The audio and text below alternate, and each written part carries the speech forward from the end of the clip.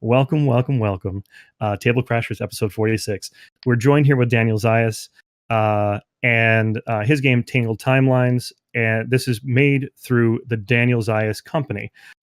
So, Daniel, thank you so much for joining us tonight. Thank you for having me. You are very welcome. So, your reputation precedes you. I'm I'm worried. I'm worried about what that means. No, it's. I mean, you're a busy man. You have your hands in many pots across the industry. You are very active in community involvement. So specifically, I would say within crowdfunding and within the more modern board game realm, Right. How did you develop this vast network that you've sort of created? That's a good question. I got started much like a lot of people have origin stories in gaming, just by a friend introducing me to my entry point was Puerto Rico. So I played. Wow. Okay. Yeah. My entry point was a friend who was like that was the only game that he played. And what happened was I was working at a co-working space at the time, and we would get together once a week and play, 3 or 4 games of Puerto Rico, and that would be our game night. That was it. And then that expanded to become like this community game night. It was in Phoenix, so it was this big community game night that was going on once per week, and like it got up to 50 to 100 different people showing up every week, and it was just like a free community event that we were organizing. Yeah. And that got me exposed to like every single game that was being played at the time, right? As old as you want to go and then as new as you want to go. And then that got me interested in Kickstarter board games. At the time, my formal education is in public relations and digital media entrepreneurship. Yep. So, okay. So this is all clicking. This is all clicking now, Dan. Yeah.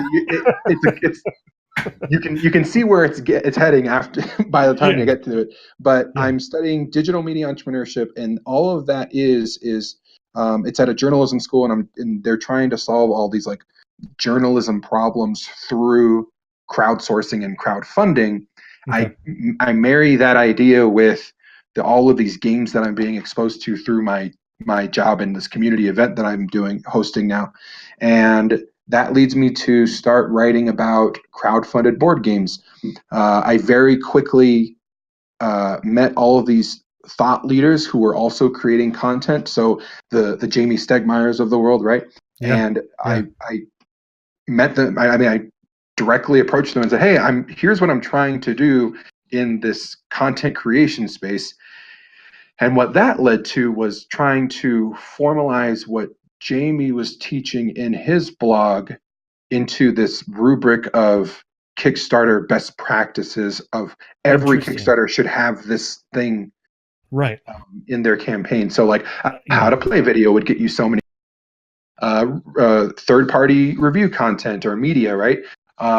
Any promotion that you had done, all these things that we take for granted that are just givens in Kickstarter right now were not that way as early as like 2 or 3 years ago. Okay. And so I was blogging about this, and all of that attention led to me taking on leadership roles within my first admin role was with board game reviewers and media, and then that blossomed into, I need help with my group here, and all of a sudden I started just doing what I was doing in the analog world, building community around board gaming. And then you went from that analog to the digital space. Correct. So you went from that 50 to 100 person gathering that you were organizing and sort of leading that group and making sure everybody was happy. And then, hey, guess what?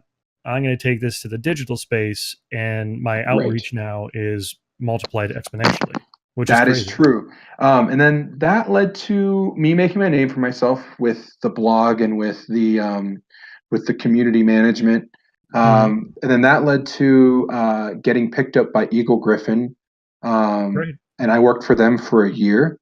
and then I moved on to Long Pack Games. So Okay. now I'm their U.S. sales manager for Long Pack Games, and they're a manufacturer based in Shanghai. Of course. But Very I'm familiar. their I'm the person who essentially I'm CC'd on every email that is related to a specific project manufactured with like an English speaker. So like you'll have your account manager in China, and then you'll have me on the thread, and you'll have the publisher on the thread, and I'm basically more or less directing traffic to make sure everyone is happy. I'm a Right. happiness manager, right? Making sure all the And clients are basically, getting what they need.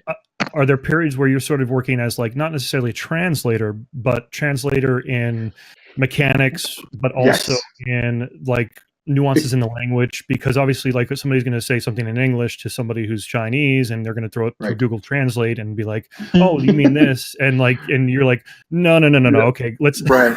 That's when you step in, So basically. all of our account managers are really good at English actually, but Yeah. the translation part of it actually has to do with gaming terms and the importance behind this widget doing this thing for a gameplay element. Correct. There's a cultural divide there where uh, Chinese people don't really play heavy board games like we do. Right. Um, Right. so the hobbyist board gaming has its own. There's a reason why I need it to do this thing that is Yes. not, product design efficient, but it needs to do this for a gameplay element.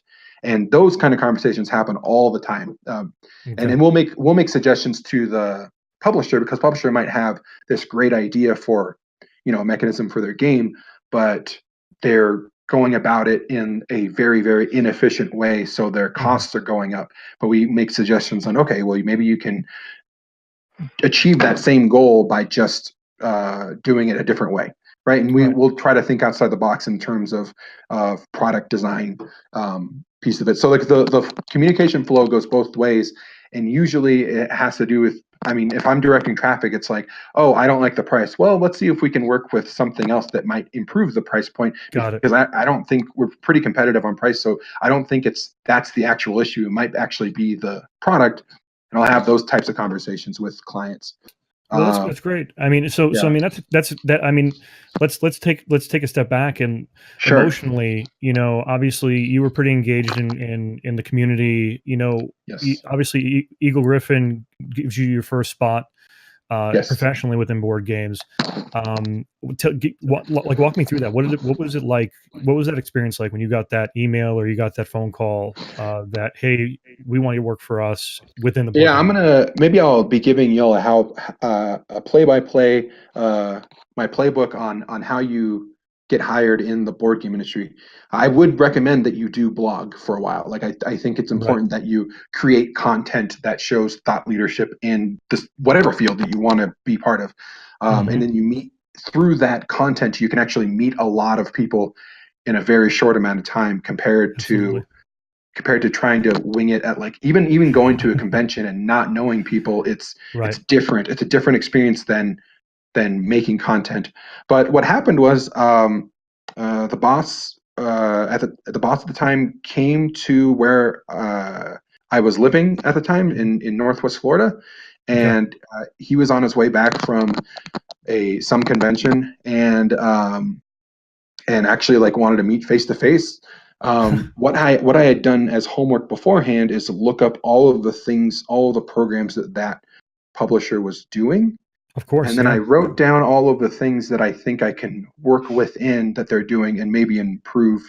Yeah, that's your basic 30, 60, 90. If you're in the retail space or in any type of business, what could I do for you in 30 days? What could I do for you in 60 days? What can I do for you in 90 days? And that's good advice for anybody in business, but that's phenomenal that you had the foresight to sort of put that together on your own. So I essentially handed him the plan and I said, hey, you don't have to hire me, but I think this is what you should be doing as a company. And if you want me to do that job, then I'm happy to. And then nice. and I walked away with the job is really what happened. So That's great. How did they originally get wind of you? Was it something? Did you reach out to them, or yeah, so was they it had an open listing for. They had gone over. There were a lot of people who were originally in the company who were now moving on to other projects, Of course, yeah. and then there was like a number of openings, including the marketing director position. Mhm. So I latched onto the marketing director position. I actually reached out to one of the sales manager there, and he knew me from all of the groups that I had been managing, Right. and highly recommended me to the boss even before the meeting. Yeah. So I think that community management led to, and the blogging led to the meeting happening in the first place. But then once the meeting happened, gave him the plan of attack, and then we ran with it. That's great. So yeah, That's pretty awesome. yeah. I mean that uh, it's pretty cut and dry, but I mean there's a lot of knowledge and time spent in developing that. right. And like Yeah, you said, like, part of it, and I think, I know because I experience it in content creation now, and everybody that works with us understands this plight. You're doing a lot of free work leading up to it. And yeah, sure. there's some potential at some sponsorships, but you already have to be established to even think about sponsorships, because who's going to even look at you at that point, right?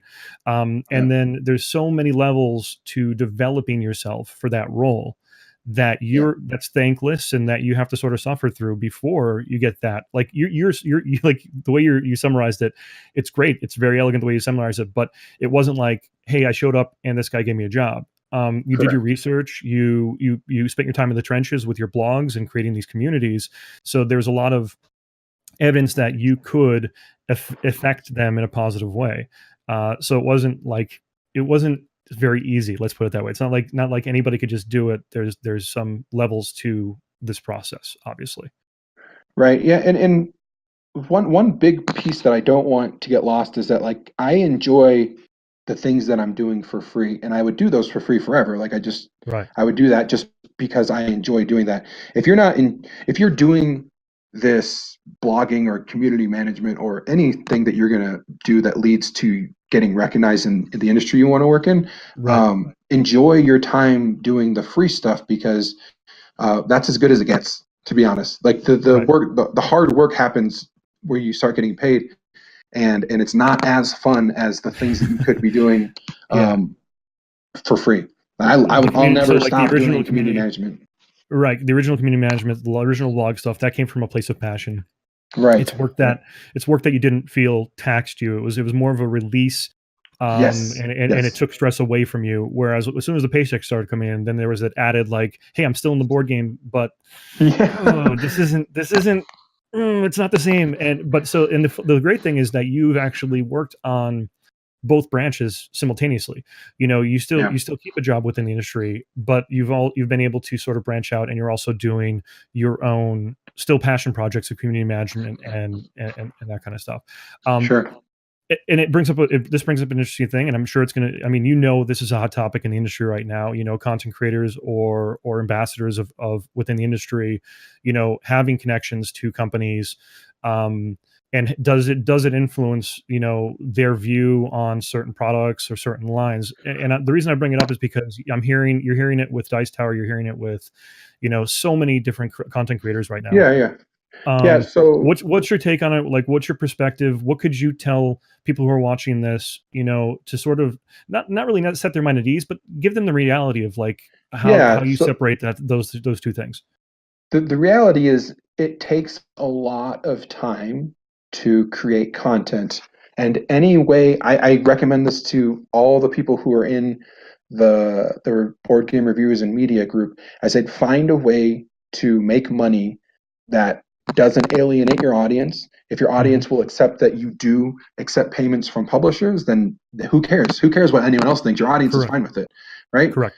Yes. Um, uh, I think that there's something to be said about um, fans who don't want the people who make great things for them to be profitable. That transcends all of the tabletop industry and other industries Right. too. But namely, like there's such this like self defeatist or antagonism in board games where they don't want you. There's something wrong with being a profitable company. Right. You see it on Kickstarter a lot, where they're expecting you to give away all of these extra things for free, Right. or We're going to stretch touch on that goals. following this too. Sure, sure. Yeah, yeah. But go Not to ahead. get ahead of it, but like Yeah. in terms of content creation, like it takes a lot of time, especially if you're doing like video and video editing. Of That's course. a big time sink. And if you're only getting out like, even to 1 or 2 videos a week, that's a big time commitment. And I see a lot of folks actually do more output than that. They should be rewarded for their efforts, Right. especially if that's what their passion is and that's what they want to do forever. Like, of course they should make a living on it. Like, why would that be a bad thing? Any way they can do it. Right. Right. You're talking about people who are like creating things like that make the industry fuller, right? That gives us a little more substance to enjoy, besides just the gameplay itself, right? So for that, I fully support any way that they can make money. That's has nothing to do with whether I think they will turn out to be biased Right. or whatever. I do think that you need to disclose what is funding. I think that's a legal thing, actually. So it's not even me. That's not me saying that. I think you should say like, yes, this is sponsored content, and I think a majority of content creators do that. This is sponsored content, but also I think that maybe the fans give themselves a little more credit. Like if I see sponsored content, I can apply that filter to what I'm going to watch, and I can still find entertainment in that. Right? Yeah. I'm no dummy. I can say, okay, this is sponsored content, but I'm still going to watch it, and I'm still going to enjoy myself, and I'm still going to give it my due diligence of, do I want to buy this game? Of course.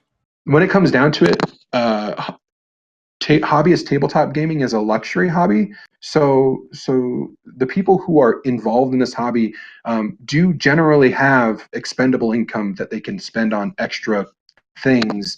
And if you buy a game and you get a dud, the worst thing that's going to happen is, oh, okay, well, I didn't enjoy that one session, but maybe I'll just sell this to someone else, for some secondary discount off what I market paid. is still hopping. Yeah. So, It's a very low risk. It's a low risk investment, is what I'm saying. Right. And I don't think we need to hold any content creators' feet to the fire in terms of how they make money or whatever they do that helps them be successful.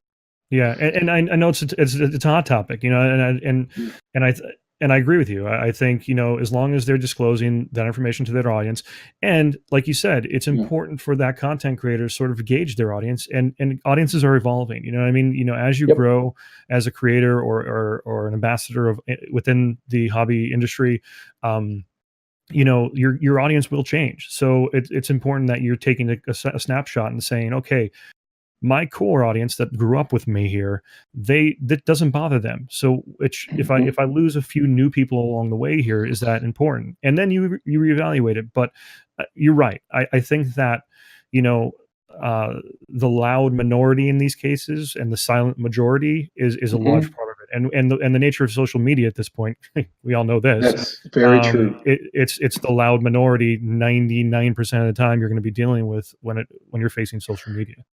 Yeah, I mean that's again, you said it, but it's all of online activity where like you'll have a bunch of commenters in a Kickstarter campaign is a good example, who are, and majority of people, I know this, that a majority of backers will just back a game and just leave and never come back and just wait for their package to come in the mail.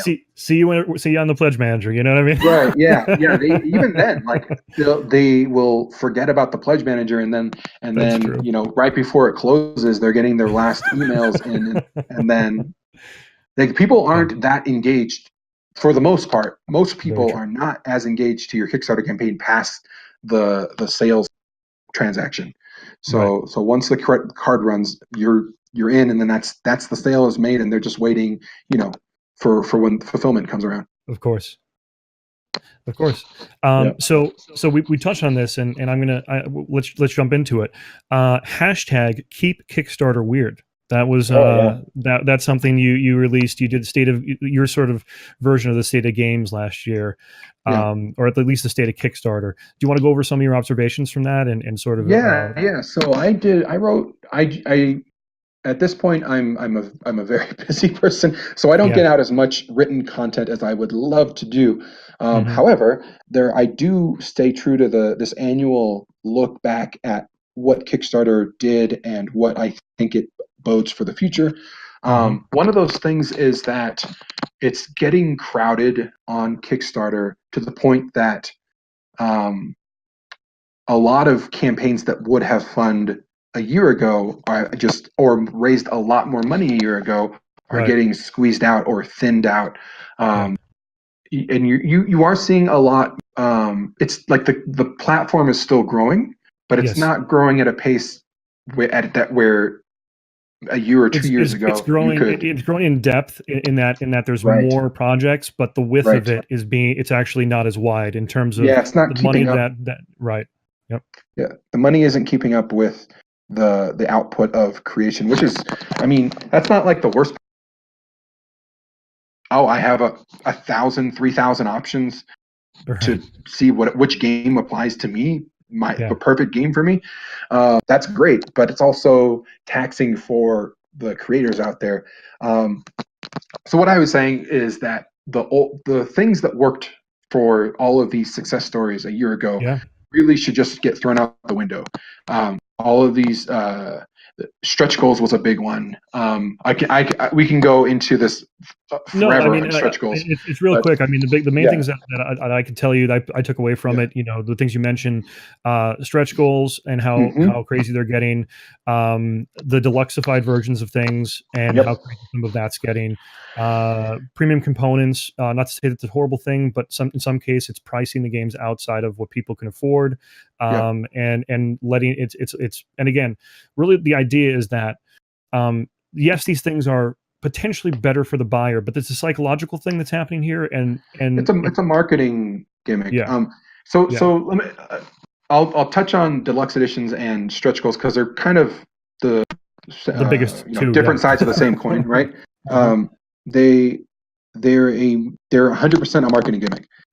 There's very few exceptions to, I actually did need this amount of money in order to fund this extra thing.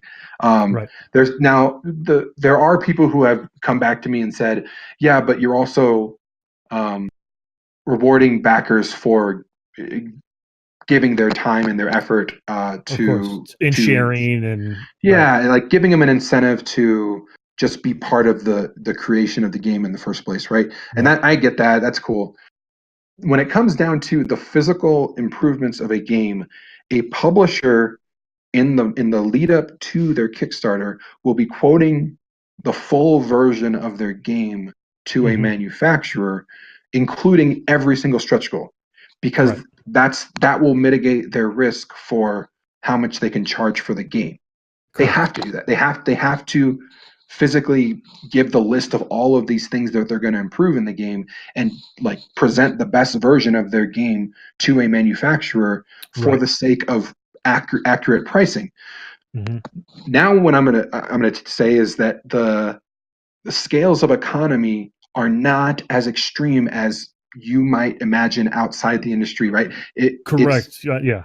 If you make 1,000 units of something, you're going to pay a certain price. If you make 3,000 units of something, the price isn't going to fluctuate too much, to be honest. It's not going to drop in such a way that, I could have added all of these extra cards and now we're going to add all these minis and extra components. And now there's a solo mode, and I don't want to get started on the gameplay aspect because that's even less genuine.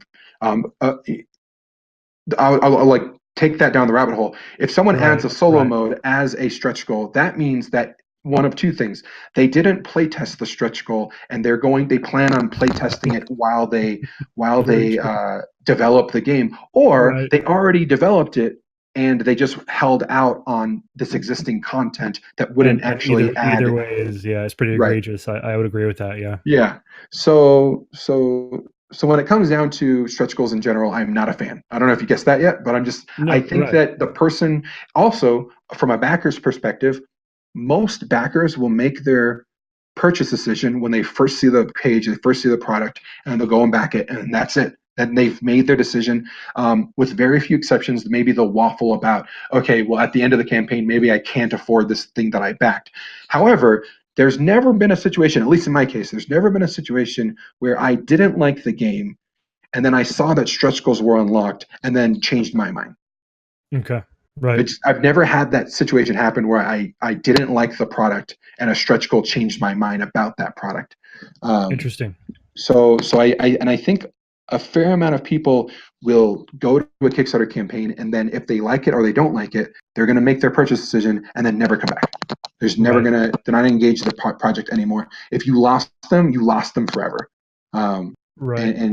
Yeah, I definitely understand, and I understand your rationale for it. Because I mean the biggest thing, and I think that here's the tough thing for you in that position. Right. You're dealing with two prongs to this. You're dealing with changing the mindset of these publishing companies that have touched on Kickstarter as this marketing machine, and you're trying to change the minds of the buyers who've now been convinced that they're getting better deals with stretch goals. And it's an uphill battle, in my opinion, if you're going to fight. No, you're right. I've gotten a ton of flack from both sides about it.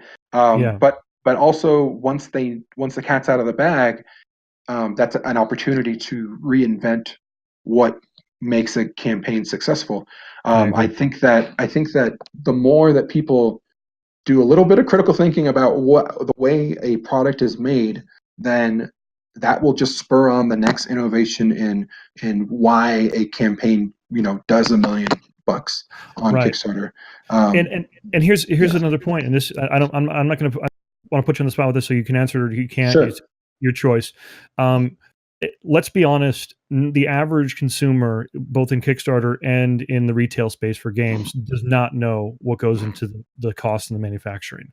I know that people who've gotten into design, like hobby designers and stuff, do, because they're doing their research, but the average person doesn't realize like how small linen card finish is of a line item change. It's a penny, less than a penny. It really is. I'm not over exaggerating that statement. I know. I mean, less than a penny to add linen finish to a card. Right.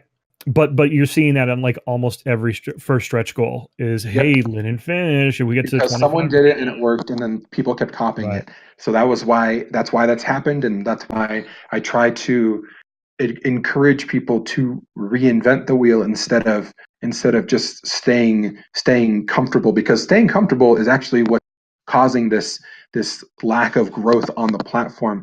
You like bring in new people who appreciate the way that you're selling your product, and that will spur on the next set of innovation, the next set of success stories on Kickstarter. Doing what worked for the guy 6 months ago, that's not smart business. I will say on crowdfunding. You're right, and I think that's the other thing that you're seeing a lot is riding the trend waves, and hey, it worked for them, let's do the same thing. Like the first guy, I think maybe 3 or 4 months ago, did like the 2-week Kickstarter, and then like the following month there was like 13 of them.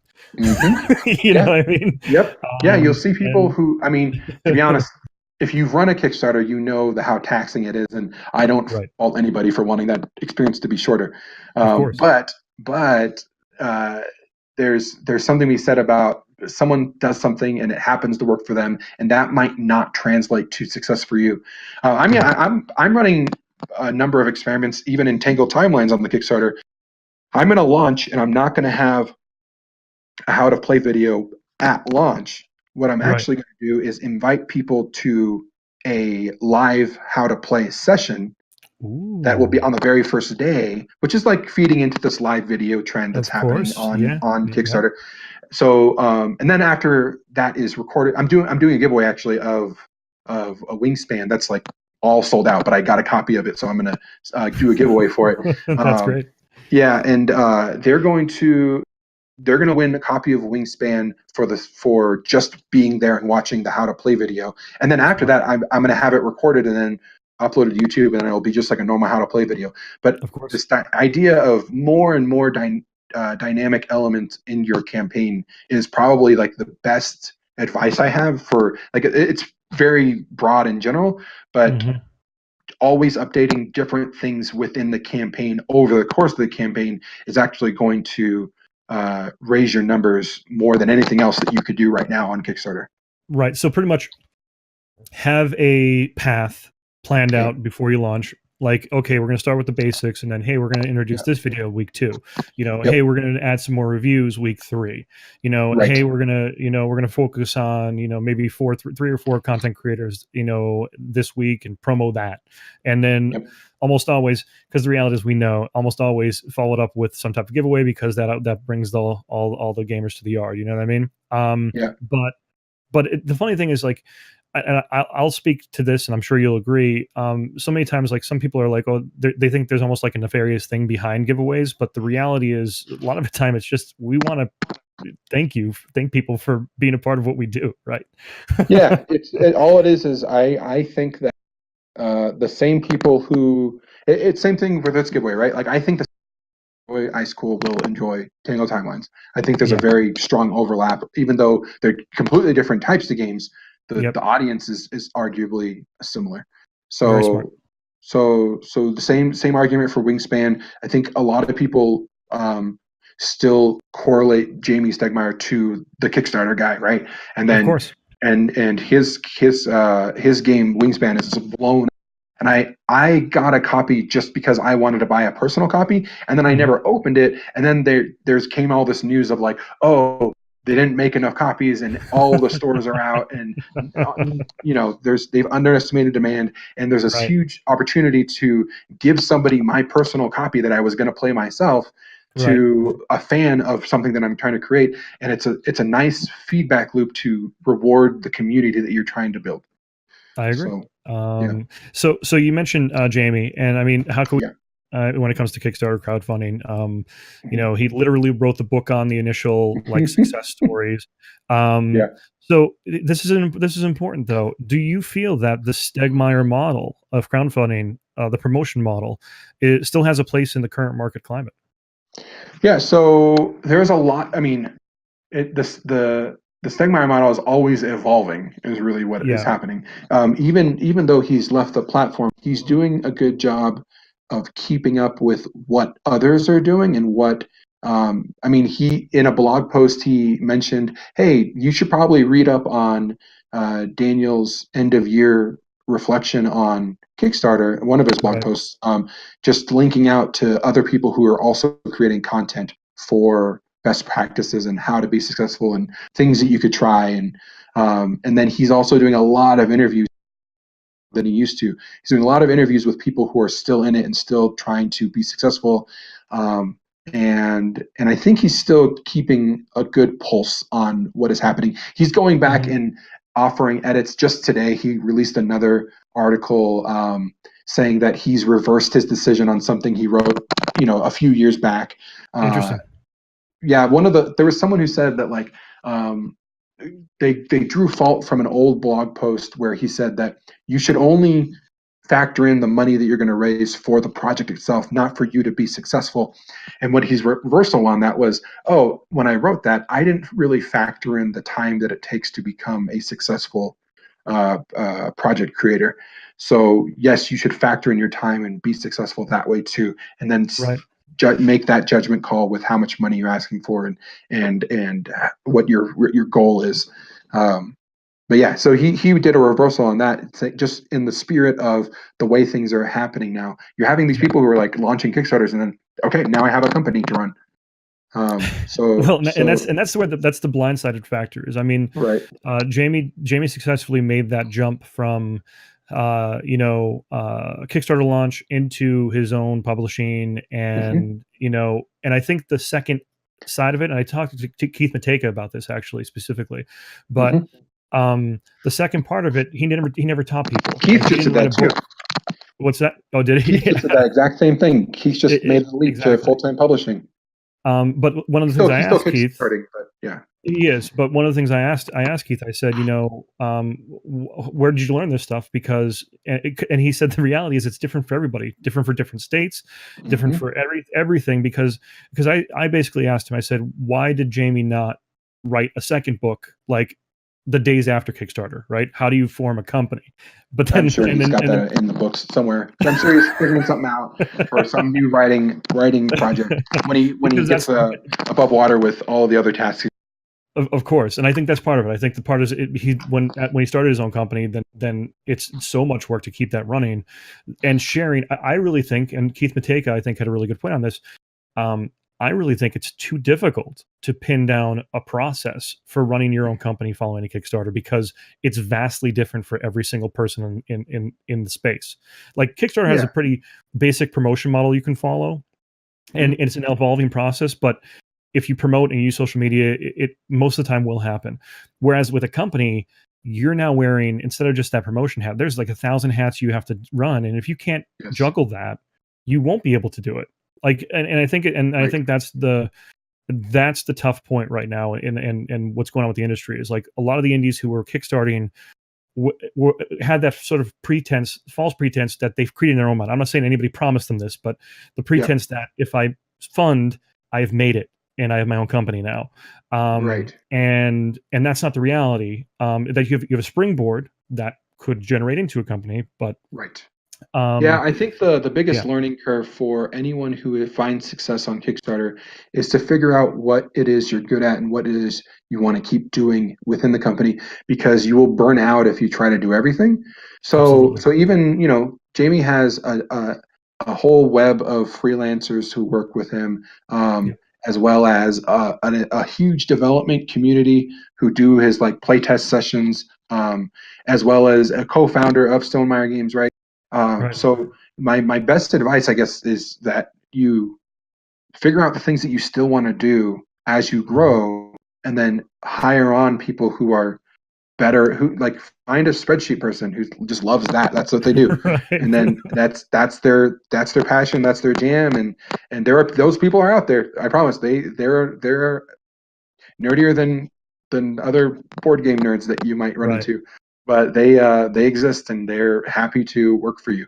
Very true. It's a necessary skill for a lot of companies that just don't.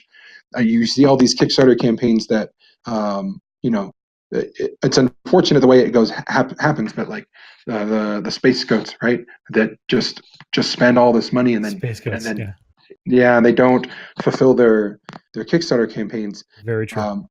And then it's just that says to me that they didn't plan ahead for when they do grow. Here are the things that I still want to do as the original owner of the company, and here are the duties I would like to offload.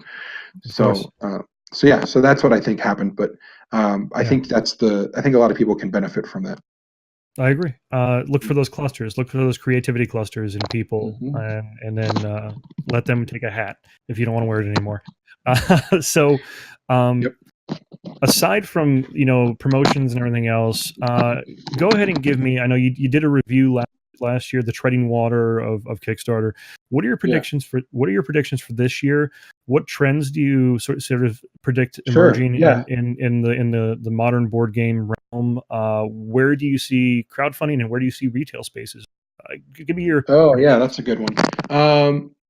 Here, I'll start with a fun one, because I want to make sure that folks know that I do play games and I do enjoy I swear the trends in gaming, like the fun aspect of it.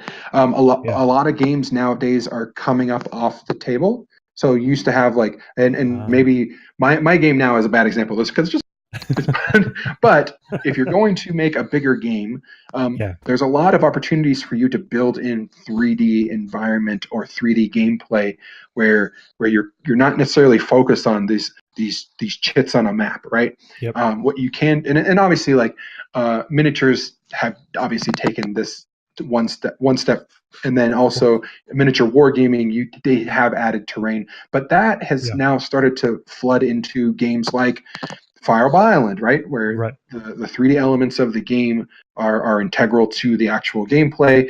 You have Chronicles of Crime, where you're actually like looking around a room on your phone. You're looking around at things on a phone. There's different ways. There's all those campaigns now with like 3D scenery that are more hobbyist or family games where they're just building up on these things. That's a trend that's like becoming a little bit more pervasive than just the classic examples that you remember. There's just turning into this bigger piece of what people are kickstarting nowadays.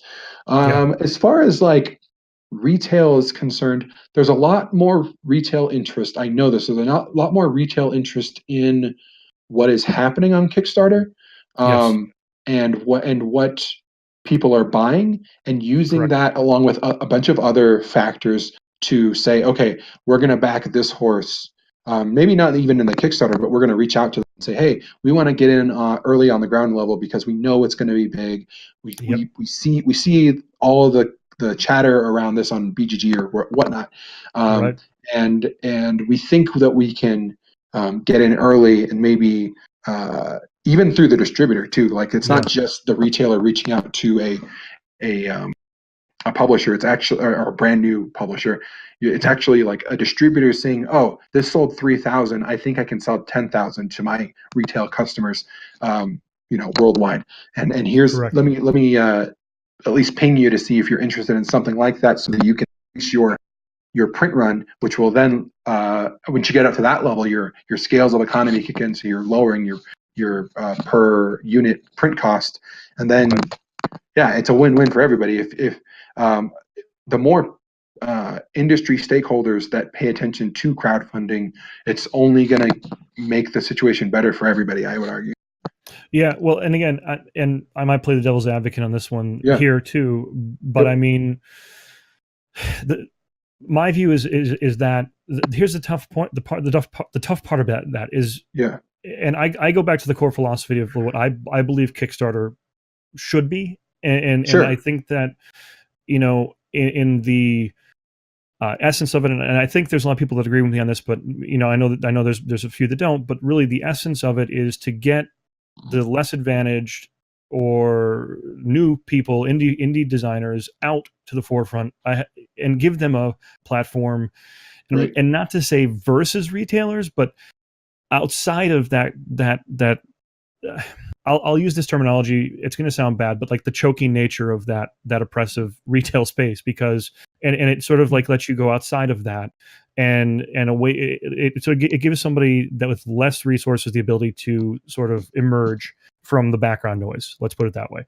And I see that with a lot of retailers now with eyes on crowdfunding, Kickstarter, however each of them. And using it as a marketing platform, and also then recruiting from successful campaigns, it changes the nature of that.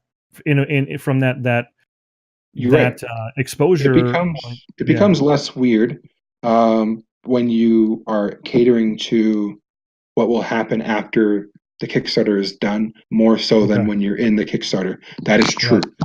Right. However, when I think I've carried this through the entire time that I've even been aware of Kickstarter. But one thing that hasn't been lost is that you are supporting the creator as much as the thing that you're buying, no matter what is happening with other campaigns on the platform. If I buy this, this card game or whatever, then you're actually doing a direct support in the biggest way that you can be supported in creating this new thing that didn't exist before. That publisher can then go on to make even more and more. If you only limit yourself to the people who only want to stick to Kickstarter, then it's a very limited scope, and actually less things get made as a result, because you have these publishers who can churn out more content and more games. And they aren't necessarily the ones in this like hypothetical situation where you only back campaigns from indie developers who only plan on making this Right. one thing special. Because Right. even like the indie developers, you don't know to the next Stonemaier Games or the next CMON or the next Fantasy Very Flight, true. right? You don't know who's going to end up being there.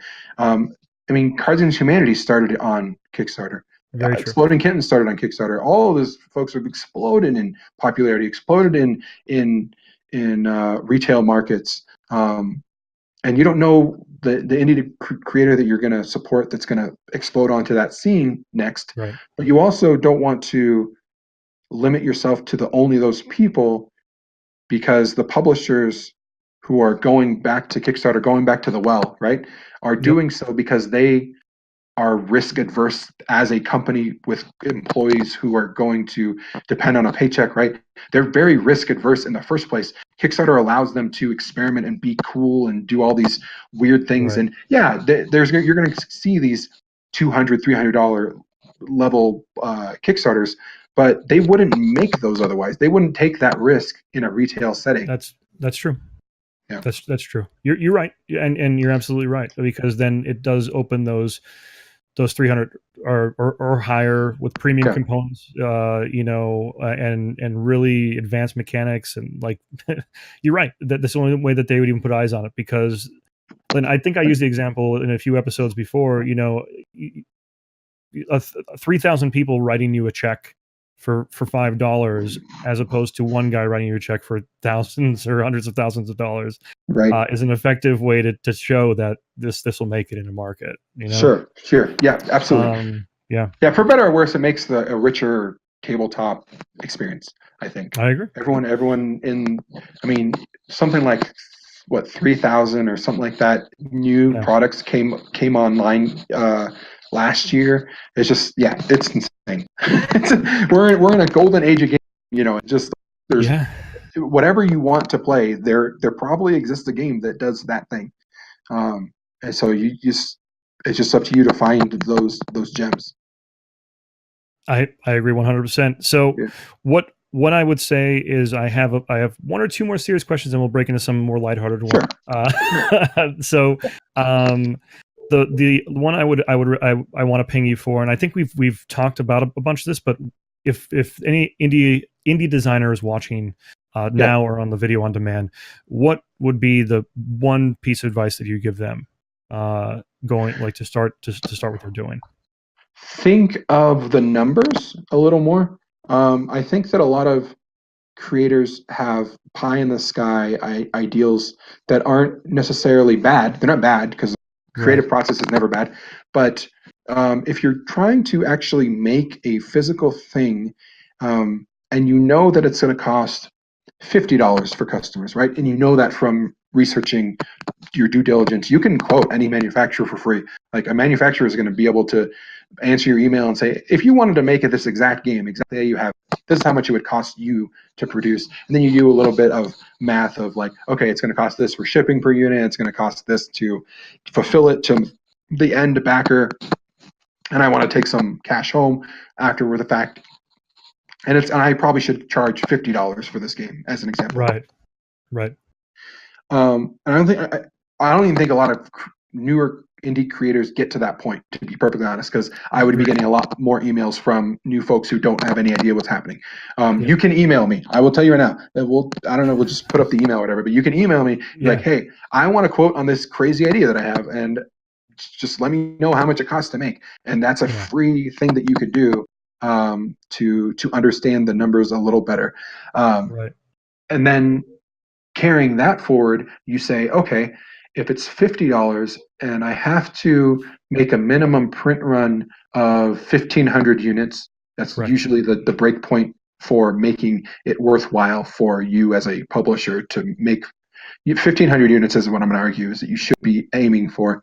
And if I need to make 1,500 units, and it's going to cost me this, it's going to cost me this much in shipping, it's going to cost me this much in fulfillment to the backers, it's going to cost me this much maybe in Facebook ads, because I need this many backers to make this funding goal. You know what? You mentioned the marketing line. I think a lot of new creators don't factor in the marketing line. They think of all the physical and the transportation and that stuff, but marketing is a very large part of it now. Yeah, and I think that was added in the last year and a half, 2 years to the Kickstarter machine. When you do everything right, the only thing that will set you back is getting people in the door.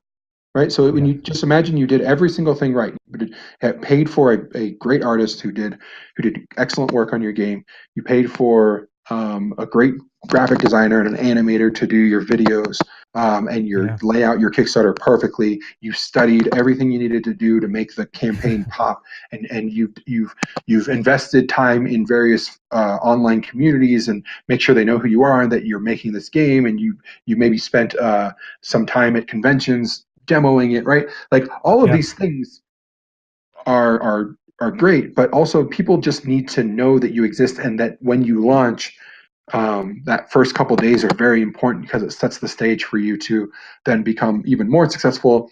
A lot of backers are fickle, and the thing that might set you apart is you're funded and this other person's not. So this is the sure bet. I know it's backwards. It's counterintuitive. It's Yeah. probably not the best thing that's happening in crowdfunding that can't be fixed because that's just the nature of crowdfunding.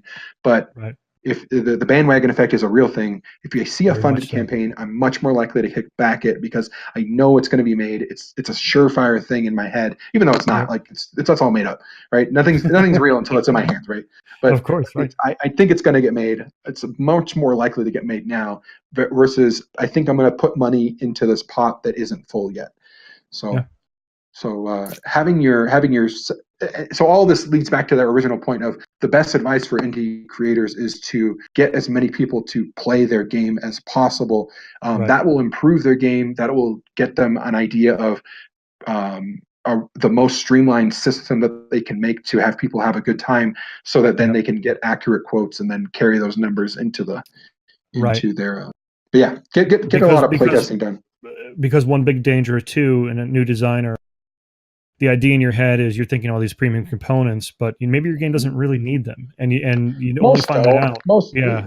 actually, I'm going to say all of them don't need Right. fancy components. All of them. However, if you want to like jazz up something, and it's within the budget to make sure that it's still a profitable project, Of then you course. have that at your disposal. Just start from something as simple as possible. Is like entrepreneurs will always say like the minimum viable product, but make that core experience product, and then Right. expand from that where you can, just to add a little flair to the Kickstarter or whatever, however you're going to make the game.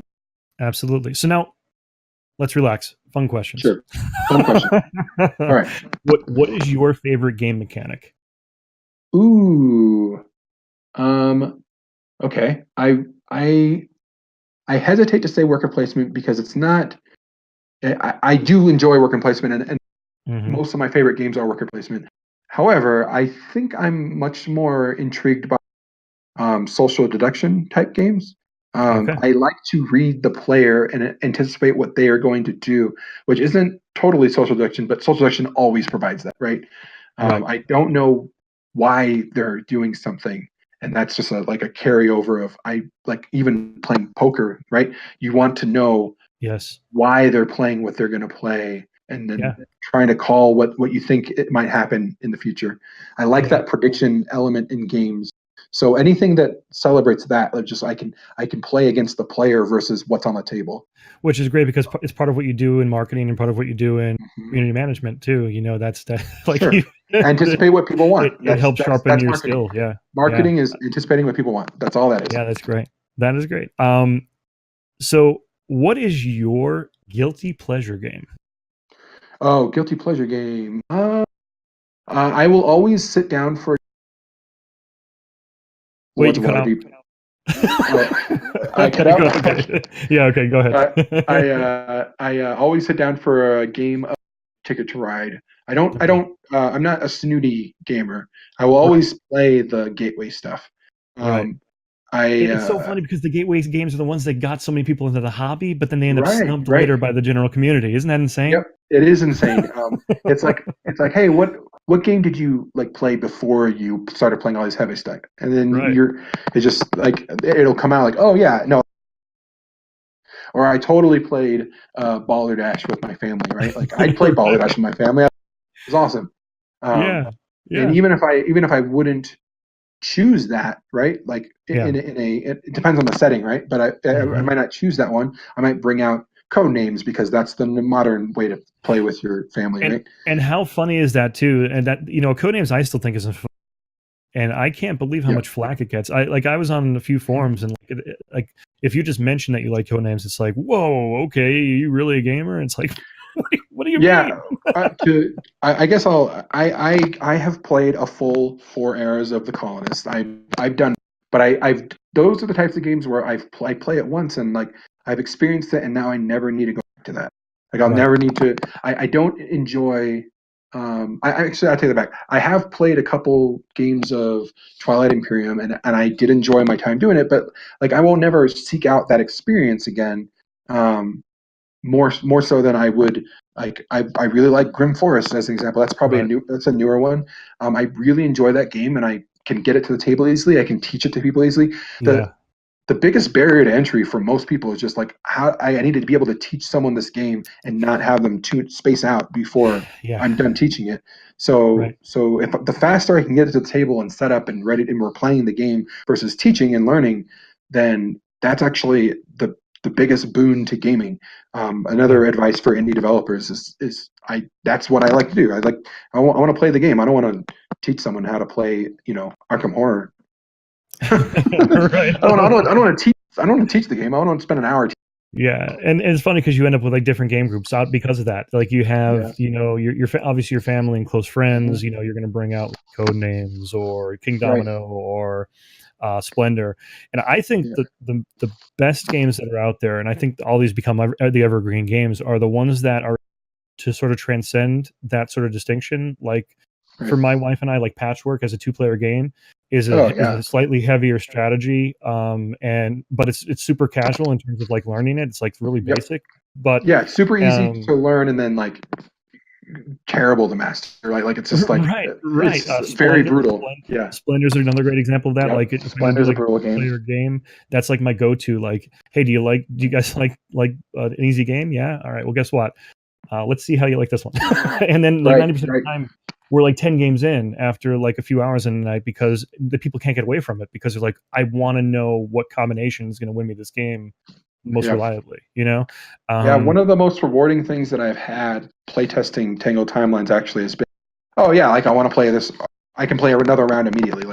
Like one round takes like 15 minutes, and once you're only running through the one deck, right? Like in the gameplay, but it's just that's the feedback I've gotten. It's like, they might want to play Love Letter again, just like they might want to play these quick card games.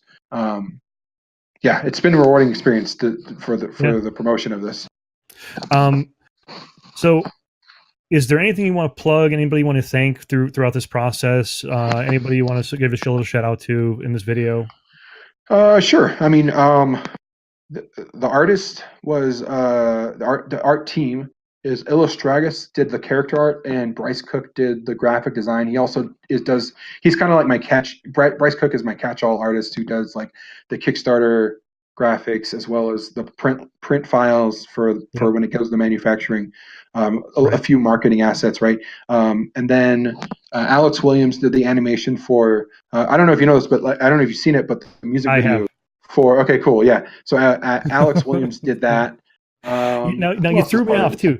You mentioned how you're doing things differently. Now I understand that this is possibly part of your strategy. I pulled that video and I was expecting like a primer, and it was like an 80s music video, and I was like, what just happened? Yeah, I wanted to. How do I play this game? I wanted to put this in a world that was like an 80s cartoon, right? Like or early 90s, right? That you like remember nostalgically, and I think the artwork leans into that already. So I wanted to just bring that full circle with the animation. And you're right. It's not going to teach you how to play the game, but that's what the campaign's for. That's like someone made a comment in one of the groups. I posted the video, and they said, "Wait, but I don't know anything about the game yet." It's like, you're right. Yeah, but you want to know. You want to know because of this video, and I'll see you in the Kickstarter campaign. And I got plenty of information about how to play, including what we're doing now. We're going to play the game. So. We are. And the other thing I will ask, conventions. I know you're going to a lot of this year. Yes. The one that stood out for me is the Toy Con that you're going to be visiting. And I saw because there was a little bit of a discourse that was happening in the group You said Toy Con, and then people were like, "Why are you going to Toy Con?" Why? Yeah. Why are you going to the Toy Con? Yeah, I mean, I work for a manufacturer who produces board games, and we have expanded into the mainstream market a bit as a result of our success. So, yeah, we're meeting with the big toy companies who go there, but also like it's become a mixed bag of who should be at that convention specifically, because Right. all of the mainstream toy companies are starting to make products that cater to gamers, and then the other way around, the publishers who came from hobbyist gaming and wanted to make these heavy things are also making these versions of, like, take even we can go back to Stonemaier, right? Like, they could have stuck with Scythe, but then they made My Little Scythe, and that's easily could be in, you could imagine that in a Target or in some mainstream store, just appealing to non-hobbyist heavy gamers. Of course. There's so much merging happening and flip-flopping between the two that it makes sense for us to be there as a manufacturing company. Smart. It's very smart. So at this point, I'm going to thank you for joining us for the interview. So thank you very much. I appreciate your time, and this was awesome, man. I love being able to meet designers and people within the industry, and I really appreciate being able to pick your brain, because this is my passion.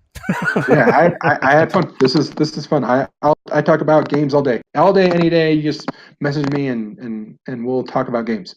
Absolutely. Thank you so much.